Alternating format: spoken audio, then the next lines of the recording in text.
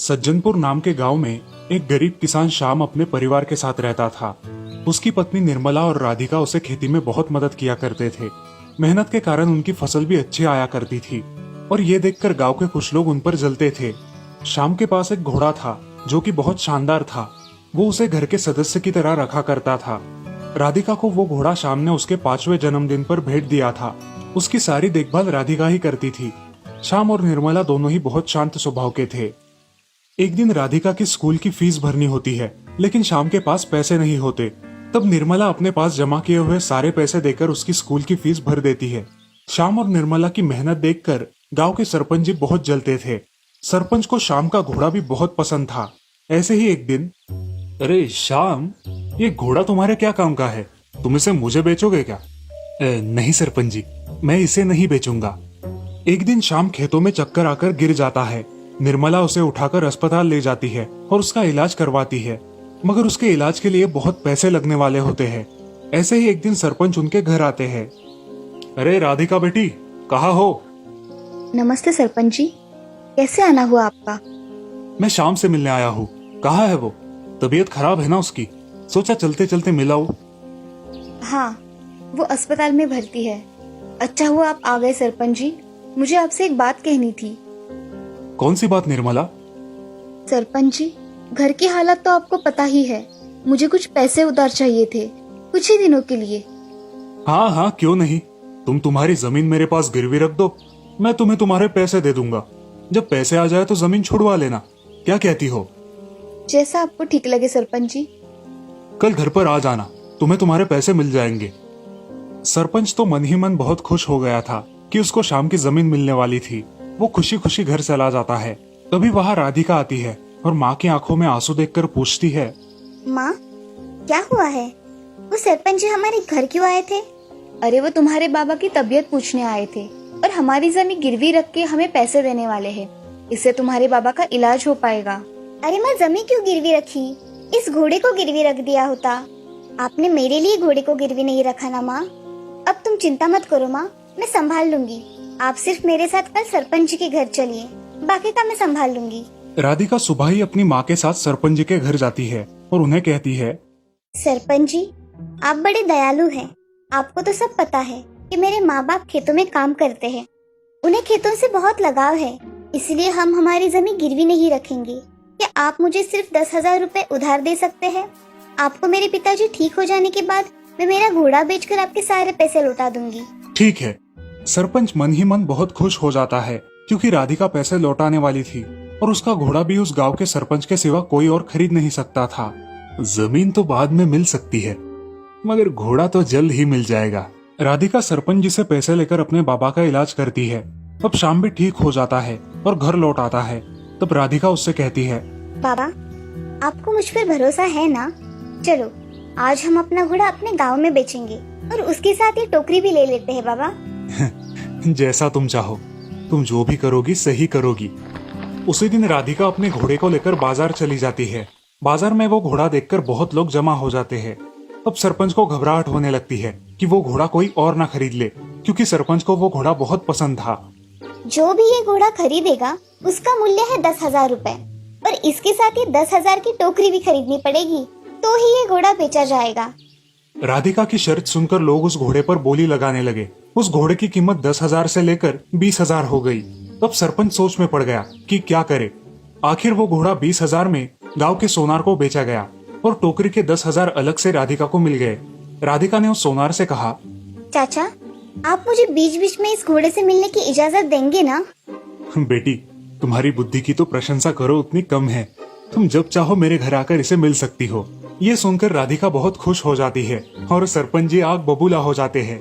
उनके सारे इरादों पर पानी फिर गया था। अगले दिन श्याम और राधिका उन पैसों में से 12,000 रुपए लेकर सरपंच के पास जाते हैं। नमस्ते सरपंच जी, आपने की हुई मदद मैं कभी भूल नहीं सकती। ये आपके 10,000 रुपए और ये 2,000 रुपए उसका ब्याज, कुल मिलाकर 12,000 हो गए। धन्यवाद सरपंच जी, अब हम चलते हैं। दोनों भी सरपंच जी के घर से निकलते हैं और सरपंच जी मन ही मन जल उठते हैं। राधिका अपनी सूझबूझ से अपनी जमीन बचा लेती है और अपने माँ बाप का नाम भी रोशन करती है। इस कहानी से हमें ये सीख मिलती है कि कभी भी किसी को ठगना नहीं चाहिए। हम हमारे विवेक से सभी मुश्किलों को पार कर सकते हैं। शारजापुर गांव में चेतन नाम का लड़का अपने माता पिता के साथ रहता था। उनके घर में बहुत गरीबी के कारण उसके माता पिता मजदूरी किया करते थे। वो सुबह होते ही काम पर चले जाते और शाम के समय घर आते। चेतन को एक बहन थी जो उससे बहुत छोटी थी। चेतन अब 8वीं कक्षा में गया था और उसकी बहन 4थी कक्षा में। वो दोनों बहुत पढ़कर कुछ करना चाहते थे। उनके गांव में बिजली की बहुत समस्या थी और उसी कारण चेतन और उसकी बहन राधा बहुत परेशान थे। बिजली के कारण उनका अभ्यास ठीक से हो नहीं पाता था। शाम को जब वो स्कूल से घर आते तो हमेशा बिजली चली जाती थी और उन्हें घर के बाहर पोल की लाइट में पढ़ाई करनी पड़ती। एक दिन चेतन ने अपने पिता से कहा, पिताजी, हमारे घर में हमेशा अंधेरा ही क्यों रहता है? क्या हमें कभी लाइट नहीं मिलेगी? नहीं बेटा, हम लोग बहुत गरीब है इसलिए हमें लाइट नहीं मिलती, लेकिन जल्द ही मिल जाएगी। लेकिन कब पिताजी? जब तुम बड़े हो जाओगे तब। चेतन चुप हो जाता है और अगली परीक्षा की अच्छी तैयारी करता है। उसकी बहन राधा भी उसके साथ बहुत अच्छा अभ्यास करती है। परीक्षा का रिजल्ट आता है और चेतन अपनी कक्षा में अव्वल आता है। उसी के साथ उसकी छुट्टियां भी शुरू हो जाती है। छुट्टियां लगते ही चेतन गांव के वाचनालय को ज्वाइन करता है। ऐसे ही एक दिन वाचनालय में वो साइंस की एक बुक पढ़ रहा था और उसमें उसने सोलर पैनल के बारे में पढ़ लिया। वो सब पढ़कर वो बहुत खुश हो गया और उस कल्पना को उसने अपनी बहन को बताया। अरे राधा, हम इस प्रोजेक्ट को बनाएंगे जरूर, मगर इसके लिए जो पैसा लगेगा वो कहाँ से लाएंगे? हाँ भैया, हमारे पास तो इतने पैसे ही नहीं है। कल से मैं भी लोगों के यहाँ काम पर जाऊंगा, कुछ तो पैसे जमा होंगे। हाँ, ये सही रहेगा। उसी दिन से चेतन अपने माँ और पिताजी के साथ काम पर जाने लगा और उसे जो भी पैसे मिलते वो उन्हें अलग से रख देता। स्कूल शुरू होने से कुछ दिन पहले ही उसने अपने जमा किए हुए पैसे गिनना शुरू किया, लेकिन पैसों की थोड़ी कमी थी। अरे बेटा, ये बाप कब काम आएगा? चलो हम दुकान जाते हैं, जो भी लगे वो खरीद लेना। ऐसा कह के चेतन और पिताजी शहर जाकर दुकान से सोलर लाइट के लिए जो भी चीजें लगती है वो खरीद कर लाते हैं। घर आकर चेतन अपनी किताब की सहायता से उस सोलर पैनल को फिट कर देता है। उसके पास एक छोटी सी बैटरी लगवा देता है और उसमें एक मशीन बिठा देता है जिससे सोलर एनर्जी कन्वर्ट होकर विद्युत एनर्जी बन जाए। और ये सब करने के बाद वो अपनी मशीन शुरू कर देता है। तभी घर में लाइट और फैन चलने लगते हैं। मेरे दोनों भी बच्चे अब बड़े हो गए हैं। देखो तो कितना अच्छा सोलर लाइट बनवाया है। बेटा, पढ़ाई के साथ तुमने इतना कुछ किया। आज से तुम कुछ भी काम नहीं करोगे, सिर्फ पढ़ाई करोगे। हाँ पिताजी, हम दोनों बहुत पढ़ाई करेंगे और आपका नाम रोशन करेंगे। चेतन ने पिताजी और माँ दोनों का दिल जीत लिया। उन्हें अपने बेटे और बेटी पर बहुत गर्व होने लगा। अब चेतन ने गांव के गरीबों के घर में भी सोलर लाइट लगवा दी और सारे गांव में रोशनी छा गई। सारे गांव वाले चेतन को शाबाशी देने लगे और सारे गांव वालों ने मिलकर उसका गांव में सत्कार किया। इस कहानी से हमें ये सीख मिलती है कि जहाँ चाह है वहाँ राह है। इसका मतलब हमारे अथक प्रयत्नों से हम कोई भी चीज हासिल कर सकते हैं। केरल नाम के राज्य में मल्लमपुर नाम का एक गांव था। उस गांव के बाजू में एक बहुत बड़ा घना जंगल था। उस जंगल में तरह तरह के प्राणी थे। उस जंगल में एक हाथियों का झुंड भी था, जिसमें एक 15 साल की हाथीनी थी जो गर्भवती थी। एक दिन वो थककर एक पेड़ के नीचे थोड़ा आराम करने बैठ गई और अपने आने वाले बच्चे के साथ बातें करने लगी। बेटा, जब तुम इस दुनिया में आओगे तो तुम्हें ये दुनिया बहुत खूबसूरत लगेगी। तुम्हें ये दुनिया बहुत पसंद आएगी। मैं तुम्हारा बहुत ख्याल रखूंगी। ऐसा बोल के वो हाथीनी सो जाती है। तभी अचानक उसके बच्चे को भूख लगती है और माँ हाथीनी की नींद खुल जाती है। मुझे खाना ढूंढना होगा, मेरे बच्चे को बहुत भूख लगी है, जल्दी से खाना ढूंढती हूँ। वो ऐसा कह के उठती है और खाने की तलाश में सारा जंगल घूमती है, मगर उसे जंगल में खाने के लिए कुछ भी नहीं मिलता। ऐसे ही खाने की तलाश में वो गांव में आ पहुंचती है। उस गांव में कुछ बुरी प्रवृत्ति के लोग रहते थे जो जानवरों के साथ अच्छा सलूक नहीं करते थे। उस दिन 2 बदमाश लोगों ने उस हाथीने को गांव में आते हुए देख लिया और उसके साथ मस्ती करने की सोची। अरे भाई, मैं क्या कह रहा हूँ, मेरे पास कुछ अनानास है, इसमें हम कुछ पटाखे डालते हैं और उस हाथीनी को खिला देते हैं। हाँ भाई, ऐसा ही करते हैं, मजा आएगा। ऐसा कह के राजू और हरिया एक अनानास में पटाखे डाल देते हैं और वो पटाखों से भरा अनानास रास्ते पर रख देते हैं। रास्ते से गुजर रही उस भूखे हाथीनी की नजर उस अनानास पर पड़ती है। वो अनानास देखकर वो बहुत खुश हो जाती है और झट से उसे खा लेती है। लेकिन उसे खाते ही उसके मुंह में जोर जोर से पटाखे फूटने लगते हैं। वो चिल्लाने लगती है। उसका मुंह पूरी तरह से जल जाता है। उसके मुंह से खून बहने लगता है। वो बेचारी बुरी तरह से जख्मी हो जाती है। ये क्या हो गया? मैंने तो फल खाया था, उसमें ये इंसानों ने क्या मिला दिया क्या पता। अब मेरे बच्चे का क्या होगा? मैंने तो इन इंसानों पे भरोसा करके बहुत बड़ी गलती की। अब मैं क्या करूं? हाथिनी गांव में चली जाती है और इधर उधर घूमने लगती है। उसे कुछ समझ नहीं आता। वो सोचती है, अगर मैं पानी पीऊंगी या पानी में जाके रुकूंगी तो शायद मुझे कुछ राहत मिल जाएगी। ऐसा कह के वो हाथिनी पानी की तलाश में गांव के तालाब के पास चली जाती है। वो हाथिनी तालाब का पानी पीती है, जिससे उसे थोड़ी राहत मिलती है और वो पानी में जाकर खड़ी हो जाती है। अब उन पटाखों की जलन से उसे थोड़ी राहत मिलती है। उसका मुंह उन पटाखों की वजह से बुरी तरह से घायल हो चुका है। अब वो वही पानी में भूखी प्यासी बहुत दिनों तक खड़ी रहती है। कुछ दिनों बाद गांव के कुछ लोग उस हाथिनी को पानी में खड़ा देखकर और उसकी घायल अवस्था देखकर उसकी मदद करने की सोचते हैं और गांव वाले कुछ और हाथियों को साथ लेकर उसकी मदद करने के लिए जाते हैं। लोग बाकी हाथियों की मदद से उसे बाहर निकालने की कोशिश करते हैं, मगर वो हाथिनी बहुत थक गई थी और थकान के कारण वो पानी से बाहर नहीं निकल पाती। खाना ना मिलने की वजह से वो और उसका बच्चा भी तड़प रहे थे और दोनों भी बहुत कमजोर हो गए थे। ये हाथिनी तो बाहर ही नहीं आ रही, ये हमसे बाहर नहीं आ पाएगी, हमें कुछ अलग सोचना चाहिए। अरे मैं सोच रहा हूँ कि हम वन के अधिकारियों को बुलाते हैं और उनकी मदद से हाथिनी को बचाएंगे। मैं आज ही वन के अधिकारियों को फोन लगाता हूँ। अब सारे गांव वाले वन अधिकारियों का इंतजार करने लगते हैं। हाथिनी अपने बच्चे से मन ही मन बात करती है, बेटा ये दुनिया बहुत सुंदर है और तुम भी इस दुनिया की तरह बहुत सुंदर हो। इस दुनिया के कुछ बुरे लोगों ने मेरे साथ धोखा किया है, जिसकी वजह से मैं तुम्हें खाना भी नहीं दे सकती। मैं तुम्हें इस दुनिया में लाना चाहती हूँ, मगर अब मुझे यह नामुमकिन के बराबर लग रहा है। ये फल मुझे मार देगा और मैं तुम्हें हमेशा हमेशा के लिए खो दूंगी। माँ, मनुष्य हमें क्यों मारना चाहते हैं? ये हमसे ऐसा बर्ताव क्यों करते हैं माँ? माँ मैं सांस नहीं ले पा रहा, क्या हो रहा है मुझे माँ? अब हाथिनी बहुत रोने लगती है क्योंकि वो अपने बच्चे को बचा नहीं सकती और थकान के कारण वो पानी में डूबने लगती है। तभी उस गांव में वन अधिकारी आ जाते हैं और उस हाथिनी की अवस्था देखकर गांव वालों पर क्रोधित होते हैं। अरे ये हाथिनी तो गर्भवती है, इसे जल्द ही पानी से बाहर निकालना होगा। जल्दी हाथियों की सहायता से इसे बाहर निकालने की कोशिश करो। ये निंदनीय कृत्य किसने किया है? हमें भी नहीं पता साहब, मगर ये हाथिनी गांव में घूम रही थी और आखिर तालाब में आकर खड़ी हो गई। हमने उसे देखा और आपको फोन कर दिया। अब उस हाथिनी को फिर से हाथियों की सहायता से बाहर निकालने की कोशिश करते हैं। उसे एक रस्सी से बांधकर बाहर खींचने की कोशिश करते हैं, लेकिन बहुत थकान की वजह से वो हाथिनी बाहर नहीं निकल पाती और जिंदगी की जंग हार जाती है। वो हाथिनी पानी में डूब जाती है और उसके साथ साथ उसका वो नन्हा बच्चा भी। उसे निकालने की कोशिश करने वाले हाथी भी रोने लगते हैं और इस तरह कुछ चंद इंसानों के मनोरंजन की सजा बेचारी हाथिनी और उसके बच्चे को भुगतनी पड़ती है। हमें उम्मीद है कि इस कहानी से आप कुछ सीखेंगे और सभी प्राणियों के प्रति इंसानियत दिखाएंगे। स्वर्णपुर नाम के राज्य में बापू नाम का एक मछुआरा रहता था। वो अपने परिवार के साथ बहुत खुश था।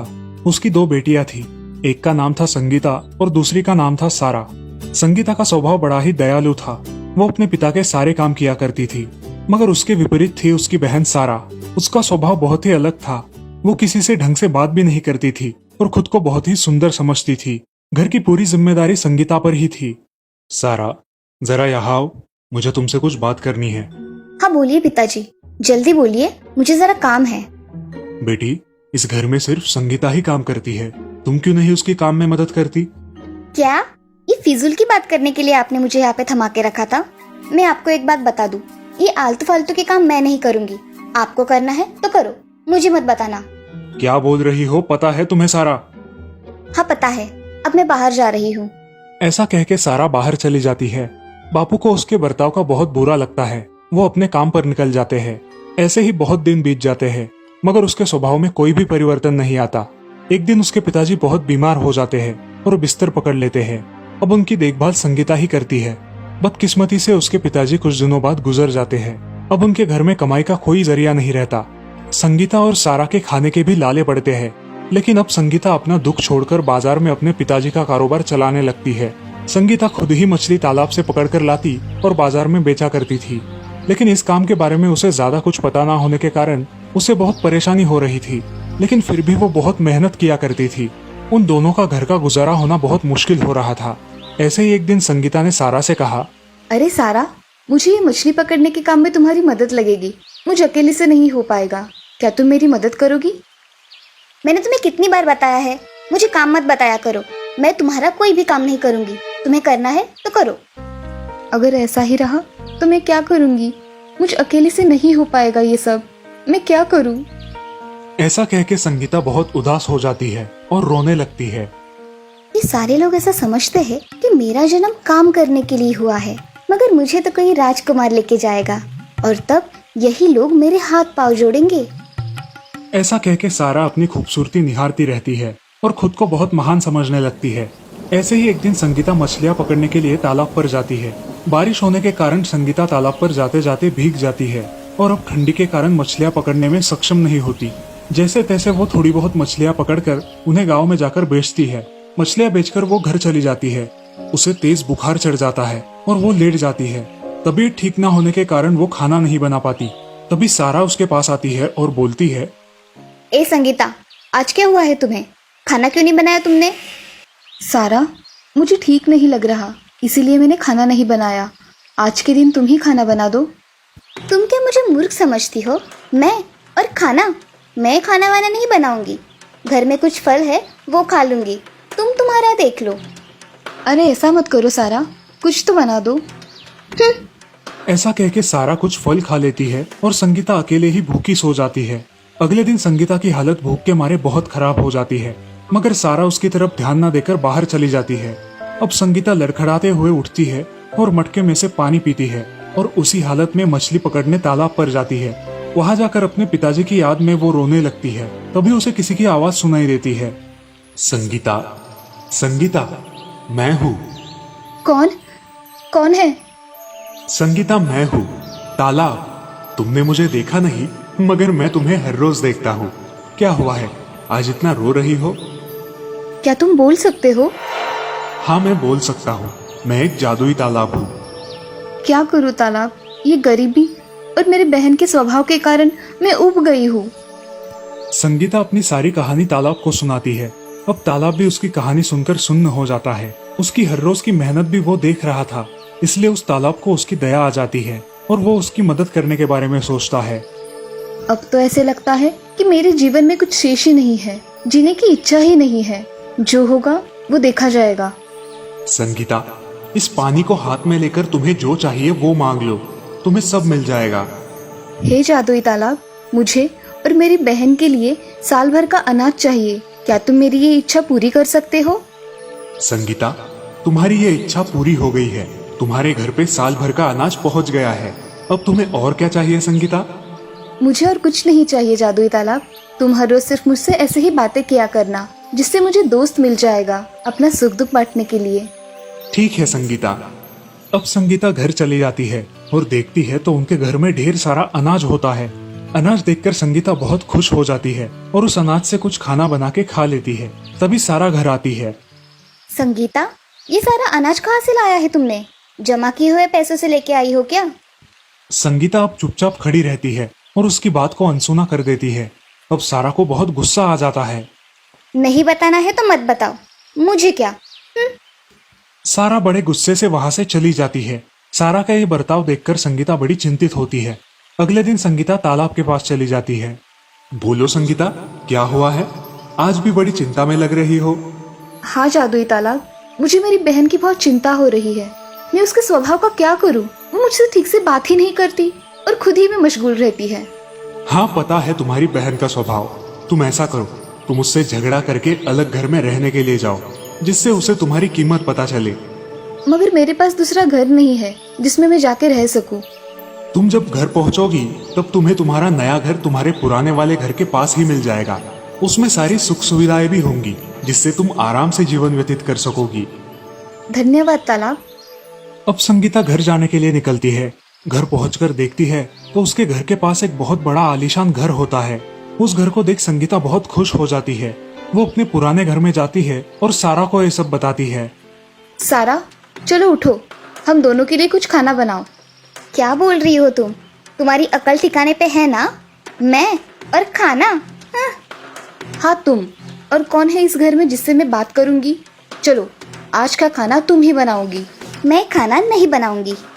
नहीं खाना बनाओगी तो इस घर से निकल जाना। मैं क्यों निकलूं? ये मेरे पिताजी का घर है। निकलना है तो तू निकल। संगीता अब उसका बर्ताव देखकर बहुत दुखी होती है और वहां से निकल जाती है। वो अपने नए घर में रहने के लिए जाती है।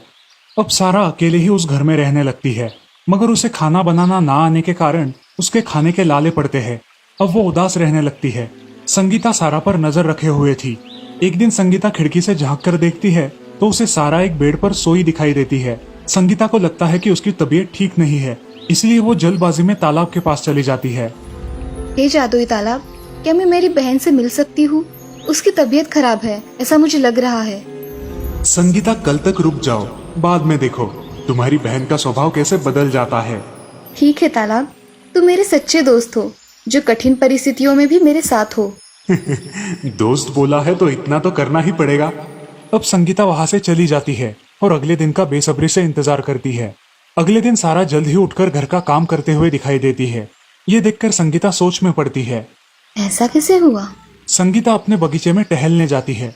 अचानक उसे देख सारा भागती हुई आती है और संगीता, मुझे माफ कर दो। मैंने तुम्हारे साथ बहुत बुरा बर्ताव किया है, मुझे माफ कर दो ना। सारा, मैंने तुम्हें कब का माफ कर दिया है। तुम मुझे मिल गई हो, बस मुझे और कुछ नहीं चाहिए।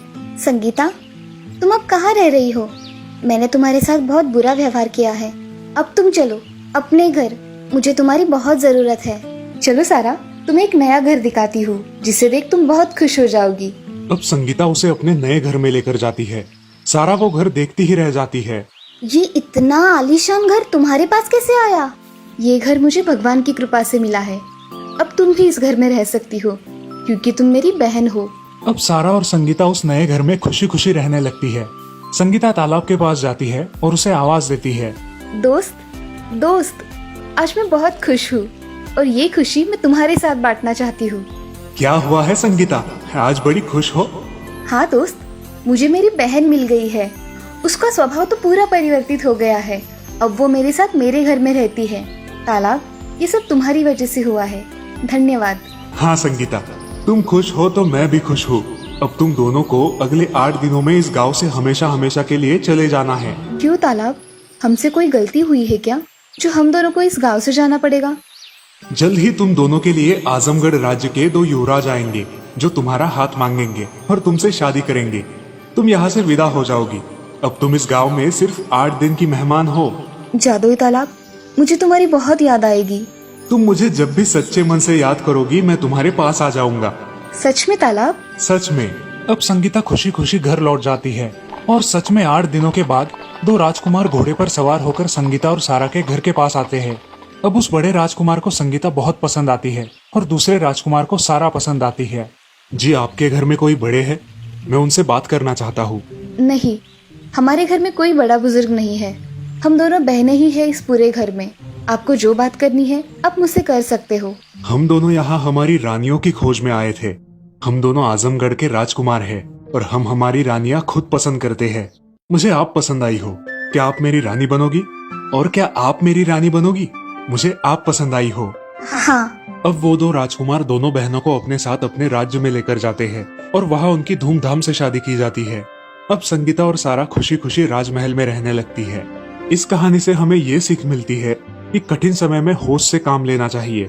जो भी संकट आए उसका डटकर सामना करना चाहिए।